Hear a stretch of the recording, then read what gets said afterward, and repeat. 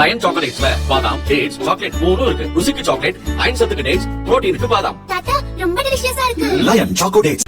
Cooker விசில மறந்து உணவு வீணாகி போச்சா? இனி அந்த கவலையே வேண்டாம். வழங்குகிறோம் உலகின் முதல் விசில் கவுண்டர் குக்கர், புதிய அல்ட்ரா குரோனோ. அல்ட்ரா என்றால் ஆரோக்கியம்.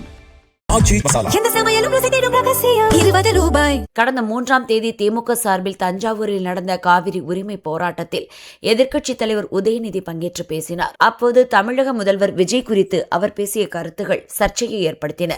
இது தொடர்பாக உதயநிதி மீது தஞ்சாவூர் போலீசார் பல்வேறு சட்டப் பிரிவுகளின் கீழ் வழக்கு பதிவு செய்து அவரை கைது செய்த பின்னர் விடுவித்தனர்.